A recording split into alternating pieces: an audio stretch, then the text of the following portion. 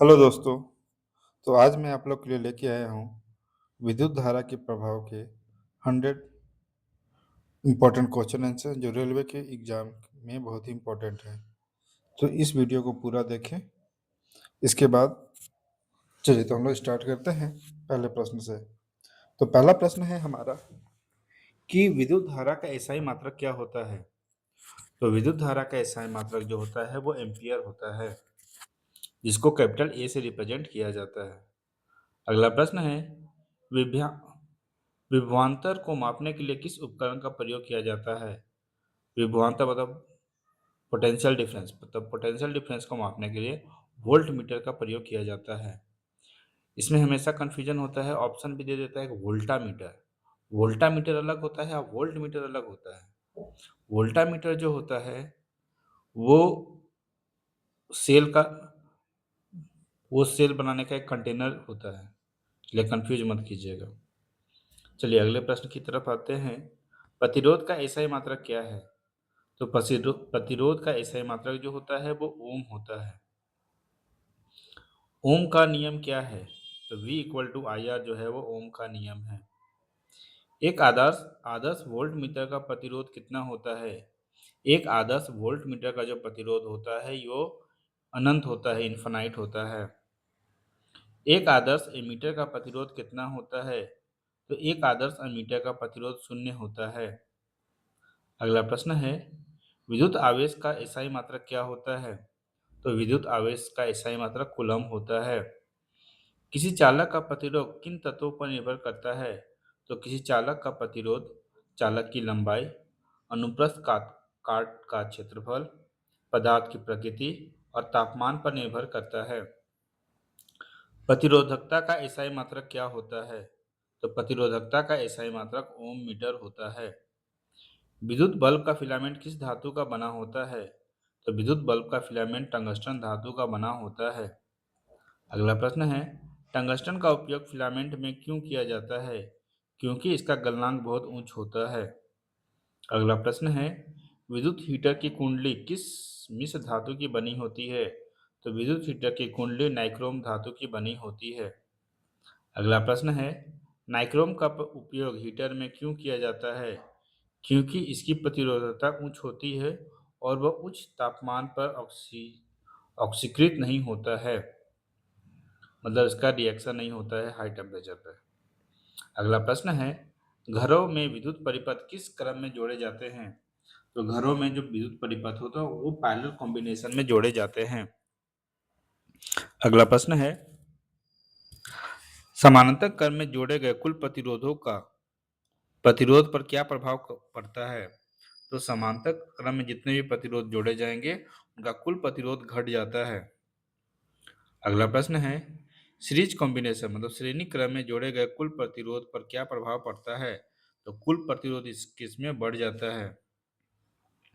अगला प्रश्न है विद्युत धारा के ऊष्मीय प्रभाव की खोज किसने की थी। तो विद्युत धारा के ऊष्मीय प्रभाव की खोज जो है वो जेम्स प्रेस्कॉट जूल ने की थी। पूरा नाम याद रखिएगा क्योंकि ये क्वेश्चन बहुत बार पूछा जाता है, साथ में इसका फॉर्मूला जो कि अगले प्रश्न में है। जूल का तापन का नियम क्या है। तो H equal to I square R T. अगला प्रश्न है विद्युत शक्ति का एसआई मात्रक क्या होता है। तो विद्युत शक्ति का एसआई मात्रक वाट होता है। अगला प्रश्न है 1 हॉर्स पावर में कितने वाट होते हैं। तो 1 हॉर्स पावर में 746 वाट होते हैं। अगला प्रश्न है विद्युत ऊर्जा का व्यावसायिक मात्रक क्या होता है। तो विद्युत ऊर्जा का व्यावसायिक मात्रक जो होता है किलो वाट घंटा होता है। और अगर ऊर्जा का मात्रक पूछ दे तो वो जनरली जूल होता है, कंफ्यूज मत होइएगा। और 1 किलोवाट आवर में 23.6 इंटू 10 की पावर 6 जूल के बराबर होता है। चलिए हम लोग अगले प्रश्न की तरफ चलते हैं। फ्यूज का तार किस सिद्धांत पर कार्य करता है। तो फ्यूज का तार जो होता है विद्युत के ऊष्मीय प्रभाव पर वर्क करता है। अच्छा एक प्रश्न है आप लोग के लिए एमसीबी हम लोग जो आजकल घरों में लगाते हैं मिनिएचर सर्किट ब्रेकर, ये किस सिद्धांत पर कार्य करता है। कमेंट में इसका आंसर जरूर बताएं। अगला प्रश्न है एक अच्छे फ्यूज तार में क्या गुण होने चाहिए। एक अच्छा फ्यूज तार जो होता है वह निम्न गलनांक और उच्च प्रतिरोध का होता है। ये भी प्रीवियस ईयर पूछा गया प्रश्न है। अगला प्रश्न पे आते हैं। फ्यूज तार किन धातुओं का बना होता है?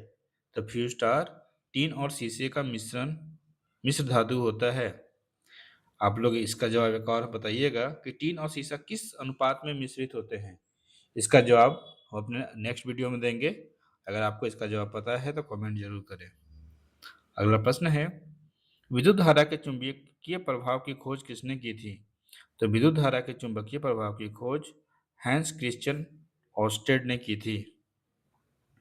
अगला प्रश्न है, चुंबकीय क्षेत्र की तीव्रता का एसआई मात्रक क्या होता है? तो चुंबकीय क्षेत्र की तीव्रता का एसआई मात्रक टेस्ला होता है। अगला प्रश्न है, सीधे धारावाही चालक के कारण चुंबकीय क्षेत्र की दिशा को ज्ञात करने का का परि उपयोग नियम का उपयोग किया जाता है। दाहिने हाथ के अंगूठे का नियम, राइट हैंड थंब रूल से किया जाता है। अगला प्रश्न है, सोलेनॉइड परिनालिका के अंदर चुंबकीय क्षेत्र कैसा होता है? तो सोलेनॉइड के अंदर जो चुंबकीय क्षेत्र होता है वो एक समान होता है और बहुत ही स्ट्रांग होता है। अगला प्रश्न है, विद्युत मोटर किस सिद्धांत पर कार्य करता है? तो विद्युत मोटर जो होता है चुंबकीय क्षेत्र में धारावाही चालक पर लगने वाले बल के सिद्धांत पर कार्य करता है। अगला प्रश्न है, विद्युत मोटर किस ऊर्जा में बदलता है? तो विद्युत मोटर जो होता है ये विद्युत ऊर्जा को यांत्रिक ऊर्जा में बदलता है। अगला प्रश्न है, चुंबकीय क्षेत्र में रखे धारावाही चालक पर लगने वाले बल की दिशा किस नियम से ज्ञात की जाती है? तो फ्लेमिंग के लेफ्ट हैंड रूल से। अगला प्रश्न है, विद्युत चुंबकीय प्रेरण की खोज किसने की थी? तो विद्युत चुंबकीय प्रेरण की खोज माइकल फ्राडे ने की थी। अगला प्रश्न है, विद्युत जनरेटर किस सिद्धांत पर कार्य करता है? तो विद्युत जनरेटर जो होता है विद्युत चुंबकीय प्रेरण के सिद्धांत पर कार्य करता है। अगला प्रश्न है, विद्युत जनरेटर किस ऊर्जा में बदलता है? तो जनरेटर जो होता है यांत्रिक ऊर्जा को विद्युत ऊर्जा में बदलता है। अगला प्रश्न है, प्रेरित धारा की दिशा किस नियम से ज्ञात की जाती है? तो फ्लेमिंग के लेफ्ट राइट हैंड रूल से। अगला प्रश्न है, डीसी की आवृत्ति कितनी होती है? तो डीसी की आवृत्ति जो होती है 0 हर्ट्ज। ये एलपी में पूछा गया था क्वेश्चन। अगला है, भारत के घरों में उपयोग होने वाला प्रत्यावर्ती धारा की आवृत्ति कितनी होती है? तो 50 हर्ट्ज होती है। अगला प्रश्न है, एसी को डीसी में बदलने वाले उपकरण को क्या कहते हैं? तो रेक्टिफायर कहा जाता है। अगला प्रश्न है, डीसी को एसी में बदलने वाले उपकरण को क्या कहते हैं? तो डीसी को एसी में बदलने वाले उपकरण को इन्वर्टर कहा जाता है। शॉर्ट सर्किट लघु पतन के समय परिपथ में धारा का मान क्या होता है? तो शॉर्ट सर्किट के समय परिपथ में धारा का मान बहुत अधिक बढ़ जाता है। अगला प्रश्न है, ओवरलोडिंग से बचने के लिए किसका प्रयोग किया जाता है? तो ओवरलोडिंग से बचने के लिए फ्यूज या एमसीबी मिनिएचर सर्किट ब्रेकर का प्रयोग किया जाता है। अगला प्रश्न है, घरेलू वायरिंग में अर्थिंग तार का रंग कैसा होता है? तो घरेलू वायर में अर्थिंग का तार जो होता है वो हरे रंग का होता है। अगला प्रश्न है, घरेलू वायर में लाइव घरेलू वायरिंग में लाइव वायर का रंग कैसा होता है? तो लाल रंग का होता है। और न्यूट्रल वायर का रंग ब्लैक कलर का होता है। अगला प्रश्न है, भू संपर्क तार मतलब अर्थ वायर का क्या तात्पर्य होता है? उ- तो भू संपर्क तार मतलब अर्थ वायर जो होता है वो किसी भी उपकरण की बॉडी में पाए गए अतिरिक्त अवशेष को पृथ्वी में भेजकर सुरक्षा प्रदान करता है।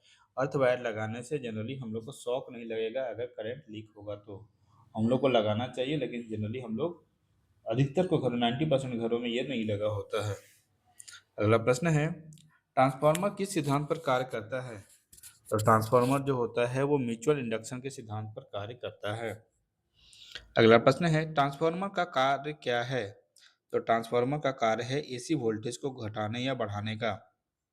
अगला प्रश्न है, कौन सा उपकरण केवल एसी में काम करता है डीसी में नहीं? तो ट्रांसफार्मर सिर्फ एसी में काम करता है, डीसी में नहीं करता है। अगला प्रश्न है, विद्युत चुंबक बनाने में किस पदार्थ का प्रयोग किया जाता है? तो विद्युत चुंबक बनाने में जनरली नर्म लोहे का प्रयोग किया जाता है। अस्थायी चुंबक बनाने के लिए जनरली हम लोग स्टील या एल्निको का प्रयोग किया जाता है। अगला प्रश्न है, कंडक्टेंस का एसआई मात्रक क्या होता है? तो कंडक्टेंस का एसआई मात्रक जो होता है ओम इनवर्स, जिसको मोहो वो भी बोलते हैं या फिर साइमन भी बोला जाता है। अगला प्रश्न है, सबसे अच्छा विद्युत का चालक कौन है? तो सबसे अच्छा विद्युत का जो चालक है उसको सिल्वर है। अगला प्रश्न है, एक एम्पीयर धारा का क्या अर्थ होता है? तो एक एम्पीयर धारा का अर्थ है कि कि, कि वायर से 1 कूलम आवेश प्रति सेकंड पास हो रहा है। अगला प्रश्न है, एक इलेक्ट्रॉन पे कितना आवेश होता है? तो एक इलेक्ट्रॉन पे 1.6 × 10⁻19 कूलम आवेश होता है। अगला प्रश्न है, इलेक्ट्रिक पोटेंशियल का एसआई मात्रक क्या होता है? तो इलेक्ट्रिक पोटेंशियल का एसआई मात्रक वोल्ट होता है। अगला प्रश्न है, एमसीबी का पूरा नाम क्या है? तो एमसीबी का पूरा नाम मिनिएचर सर्किट ब्रेकर है। अगला प्रश्न है, एलईडी का पूरा नाम क्या है? तो एलईडी का पूरा नाम है लाइट एमिटिंग डायोड। सीएफएल का पूरा नाम क्या है? तो कॉम्पैक्ट फ्लोरोसेंट लैंप। अगला प्रश्न है, किसी तार की लंबाई दुगनी करने पर उसका प्रतिरोध कितना हो जाता है? तो किसी तार की लंबाई दुगनी करने पर उसका प्रतिरोध दुगना हो जाता है। अगर वीडियो पसंद आया हो और भी रेलवे के previous year question important question चाहिए तो चैनल को सब्सक्राइब जरूर करें। अगला प्रश्न है, किसी तार की मोटाई दुगनी करने पर उसका प्रतिरोध कितना हो जाएगा? तो किसी तार की मोटाई दुगनी करने पर उसका प्रतिरोध आधा हो जाएगा। अगला प्रश्न है, तापमान बढ़ने पर सेमीकंडक्टर का प्रतिरोध कैसा होता है? तो तापमान बढ़ने पर सेमीकंडक्टर का प्रतिरोध घट जाता है, लेकिन कंडक्टर में यही चीज बढ़ जाता है। अगला प्रश्न है, सेम प्रश्न है, कौन सी युक्ति रासायनिक ऊर्जा को विद्युत ऊर्जा में बदलती है? तो बैटरी और सेल जो होती है वो रासायनिक ऊर्जा को विद्युत ऊर्जा में बदलती है। अगला प्रश्न है, शुल्क सेल में एनोड किसका बना होता है? तो शुल्क सेल में एनोड जो होता है वो जस्ता या जिंक का बना होता है। अगला प्रश्न है, शुल्क शुष्क सेल में कैथोड किसका बना होता है? तो शुष्क सेल में जो कैथोड होता है वो कार्बन की छड़ का बना होता है। अगला प्रश्न है, धारा की उपस्थिति का पता लगाने के लिए किस उपकरण का प्रयोग किया जाता है? तो धारा की उपस्थिति का पता लगाने के लिए जनरली गैल्वेनोमीटर का प्रयोग करते हैं। अगला प्रश्न है, गैल्वेनोमीटर को एमीटर में कैसे बदला जाता है? तो गैल्वेनोमीटर के समांतर क्रम में एक निम्न प्रतिरोध का शंट लगाकर गैल्वेनोमीटर को एमीटर में बदल सकते हैं। अगला प्रश्न है, गैल्वेनोमीटर को वोल्ट मीटर में कैसे बदला जा सकता है? तो गैल्वेनोमीटर के श्रेणी में एक उच्च प्रतिरोध लगाकर गैल्वेनोमीटर को वोल्ट मीटर में बदला जा सकता है। अगला प्रश्न है, विद्युत लेपन किस प्रभाव पर आधारित है? तो विद्युत लेपन जो होता है विद्युत धारा के रासायनिक प्रभाव पर आधारित है। अगला है प्रश्न है, यदि दो प्रतिरोध R1 और R2 समांतर क्रम में हैं तो कुल प्रतिरोध कितना हो जाएगा? तो कुल प्रतिरोध जो हो जाएगा वो 1/R equal to 1/R1 plus 1/R2 होगा। अगला प्रश्न है, बिजली के उपकरणों पर लगे स्टार रेटिंग का क्या मतलब होता है? तो जो बिजली के ऊपर में जो स्टार लगा होता है जितना ज़्यादा स्टार होगा वो उतनी अधिक बिजली की बचत करता है, मतलब एनर्जी एफिशिएंट होगा। इसलिए हम लोग को ज़्यादा स्टार वाले इलेक्ट्रिकल अप्लायंस को खरीदना चाहिए। अगला प्रश्न है, विद्युत घंटी किस सिद्धांत पर काम करती है? तो विद्युत घंटी विद्युत धारा के चुंबकीय प्रभाव पर काम करती है। अगला प्रश्न है, चुंबकीय फ्लक्स का एसआई मात्रक क्या होता है? तो चुंबकीय फ्लक्स का एसआई मात्रक वेबर होता है। अगला प्रश्न है, विद्युत बल्ब में कौन सी अक्रिय गैस भरी जाती है? तो विद्युत बल्ब में या तो ऑर्गन या तो नाइट्रोजन भरी जाती है। बहुत लोग कंफ्यूज हो जाते हैं, तो कंफ्यूज नहीं, या तो ऑर्गन या तो नाइट्रोजन, क्योंकि ये विद्युत बल्ब के फिलामेंट के साथ रिएक्ट नहीं करती है एट हाई टेम्परेचर, इसलिए इसको भरा जाता है।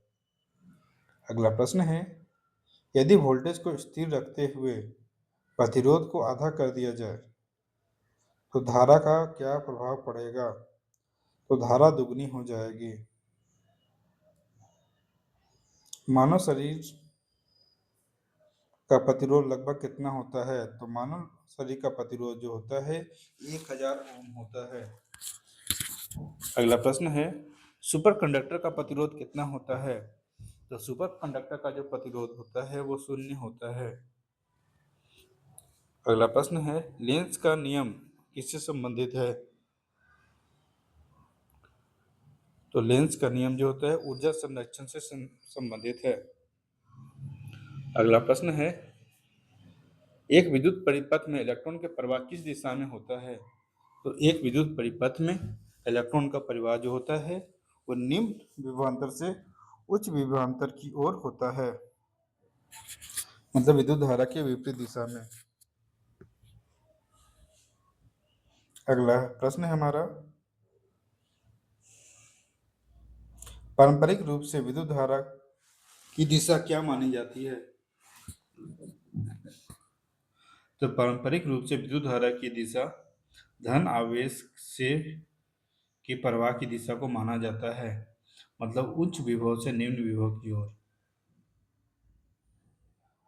अगला प्रश्न है, एक वाट घंटा में कितने जूल होते हैं?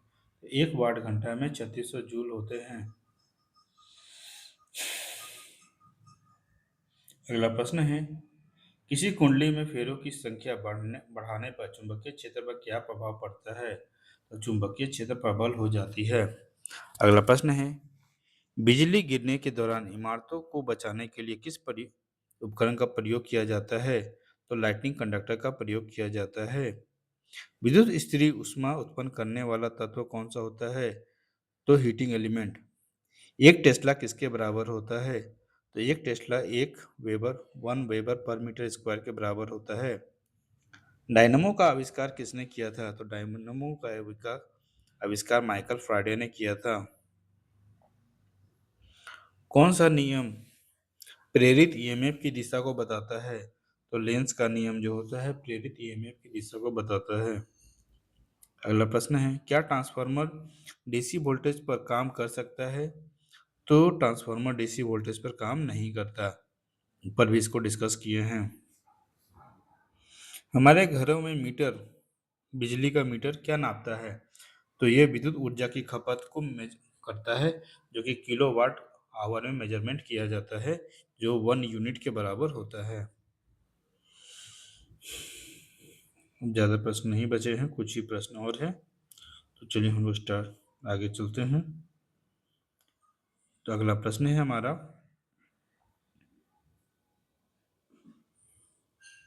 विद्युत ऊर्जा में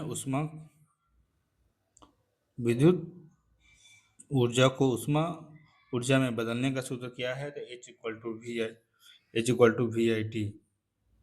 अगला प्रश्न है, बिजली के झटके से बचने के लिए रबड़ के दस्ताने क्यों पहने जाते हैं? क्योंकि रबड़ विद्युत का कुचालक होता है। अगला प्रश्न है, स्पेसिफिक रेजिस्टेंस किस पर निर्भर करता है? स्पेसिफिक रेजिस्टेंस केवल पदार्थ की प्रकृति और तापमान पर निर्भर करता है। अगला प्रश्न है, यदि 100 वाट का बल्ब 10 घंटे तक जलता है तो कितनी बिजली यूनिट खत्म होगी? तो इसमें हमारा आंसर हो जाएगा 1 यूनिट। अगला प्रश्न है, एक आदर्श चालक की चालकता कितनी होती है? तो एक आदर्श चालक की चालकता अनंत होती है। अगला प्रश्न है, एसी जनरेटर और डीसी जनरेटर का मुख्य अंतर क्या होता है? तो एसी जनरेटर में स्लिप रिंग होते हैं, जबकि डीसी जनरेटर में स्प्लिट रिंग या कम्यूटेटर होते हैं। अगला प्रश्न है, स्प्लिट रिंग का क्या काम होता है? तो स्प्लिट रिंग का काम होता है धारा की दिशा को पलटने का, तो ये चेंज कर देते हैं। अगला प्रश्न है, फ्राडे के नियम के अनुसार प्रेरित ईएमएफ किसके अनुक्रमान्वित होगी? तो प्रेरित इंड्यूस्ड ईएमएफ जो होगा वो चुंबकीय फ्लक्स के परिवर्तन की दर के समानुपाती होता है। अगला प्रश्न है, भारत में सामान्य घरेलू वोल्टेज कितना होता है? तो भारत में सामान्य घरेलू वोल्टेज 220 वोल्ट होता है। अगला प्रश्न है, वो सुरक्षा उपकरण जो विद्युत परिपथ में ओवरलोडिंग और शॉर्ट सर्किट दोनों से बचाता है, तो ये होता है एमसीबी, मिनिएचर सर्किट ब्रेकर। बाकी वीडियो पसंद आया हो तो लाइक एंड सब्सक्राइब जरूर करें, और और भी ऐसे इंपॉर्टेंट क्वेश्चन जानने के लिए सब्सक्राइब जरूर करें। Thank you.